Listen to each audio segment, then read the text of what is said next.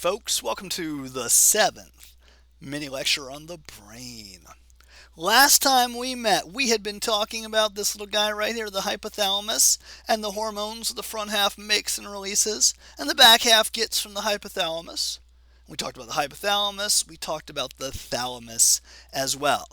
Now the thalamus, which is this egg-shaped thing right here, is the biggest part of the diencephalon. So this thalamus right here, remember it made up 80% of the diencephalon. Hypothalamus is just underneath it, and kind of posterior to it, almost at the bottom corner there, we see the pineal gland. The pineal gland is part of the epithalamus. Now, the pineal gland has one major job. Its one major job is to make this hormone called melatonin. So the pineal gland makes melatonin. Melatonin plays a huge role in your sleep-wake cycle. So when you have light hitting your eye, signals go to this thing called the suprachiasmatic nucleus, which then talks to your pineal gland and tells it, hey, don't secrete melatonin. And then you're not that sleepy. Melatonin is crucial for good sleep. In other animals, it plays roles in their breathing cycles as well. And actually in this guy, there is a little translucent scale which lets the sunshine hit his pineal gland directly. All right, awesome. Let's keep going. We're done with the diencephalon. Yeah, we're almost done with the whole thing. All right, brainstem time. The brainstem is the last of the third of the four major regions we're doing. Brainstem is going to sit just beneath the diencephalon. So from this purple line to this purple line, the whole green area, in other words, is the brainstem. There are three parts to it. First up, we got the midbrain, which is right there. And then we got the bulgy pons. And then we got the medulla oblongata. And we're going to go through all three. And I do also want you to notice that between the brainstem and the cerebellum, we see this cavity right here. That is the choroid plexus. Okay, let's talk brainstem a bit. Midbrain, there it is, in that yellow box right there. Right inferior to the diencephalon and superior to the pons. It has the channel running through it. That channel is the cerebral aqueduct.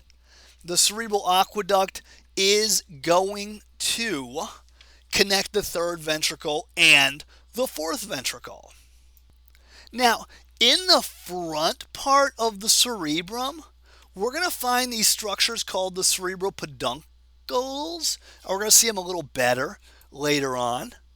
Basically, they're these big groups of tracts, sensory tracts going up and motor tracts coming down that are connecting the brainstem and the cerebrum. All right, what else can we see? We can see that behind the aqueduct, I didn't want an arrow there, come on. Behind the aqueduct, there we go. Behind the aqueduct, we got this B-shaped structure right here. That whole thing is called the tectum.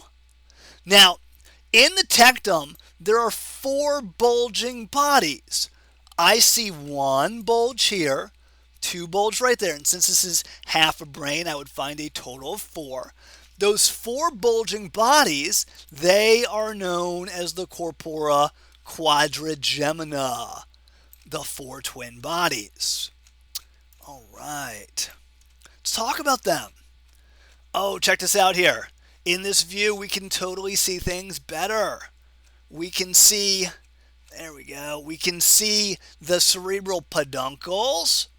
So right where these guys right here, carrying sensory fibers and motor fibers to and from the cerebrum.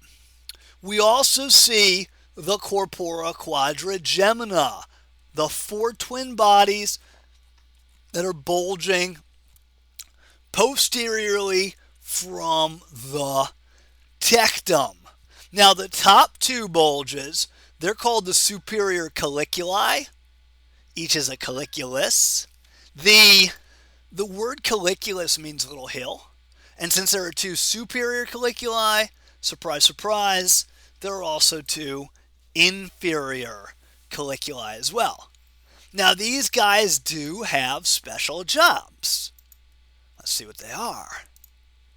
The superior colliculi are very much involved in visual reflexes, like when you are holding your eyes on something, or when you're like this guy's running here and he's tracking the ball as he's running, he's coordinating his body, his head, his hands, his eyes all together. That's superior colliculi. The inferior colliculi are involved in auditory processing, especially in your startle reflex. If somebody screamed, if somebody had a loud scream, you would probably jump and turn towards that sound. Integrating the head and body movement in response to a sound is the job of the inferior colliculi. So, that does it for the midbrain. Now it's time for the pons. The pons is basically like right in front of the cerebellum. I love the pons. The pons is easy to find because the pons has this bulgy bulge in the front. The word pons literally means bridge. Think about your French or your Spanish word for bridge. You'll see pon in there, and that is because the pons is filled with white matter tracts connecting higher and lower CNS structures. Now, that's not to say there's not gray matter in the pons. There is gray matter. There are nuclei. There are nuclei that are involved in breathing. Nuclei are involved in breathing, and nuclei that are involved in peeing, like this guy's trying not to do. All right, that's pretty much it for the pons. Yeah. What else we got? The medulla oblongata. It is beneath the bulgy region. So this yellow block right here is the medulla. It contains the pyramids. The pyramids are these collections of motor axons that are coming from the pyramidal neurons in the primary motor cortex, which you remember is found in the precentral gyrus. It's in the medulla that these pyramids actually decussate or switch sides, and that was what allowed us to have contralateral control of our motions, where the left side of the brain controls the right side of the body's movements. Now, there is gray matter too in the medulla oblongata. There are nuclei. These nuclei are involved in controlling your heart rate, blood pressure, and in even activities like sneezing. All right, cool. Let's get out of this. Let's keep on going. There I see my medulla oblongata again. Pretty nice and big here, in fact. I like this picture of the medulla. Seeing it from the front. Pretty cool. By the way, notice all the cranial nerves coming out of the brainstem. So many cranial nerves coming out of the brainstem, which is pretty awesome. Now, we got the pyramids. This is one pyramid right here, one pyramid right here. And if you look closely, you should be able to see some little X-like shapes right in here. That's the decussation happening, the switching of sides that allows for contralateral control. All right, we're going to quit here. Next time we'll pick up and we will talk about the cerebellum. Adios.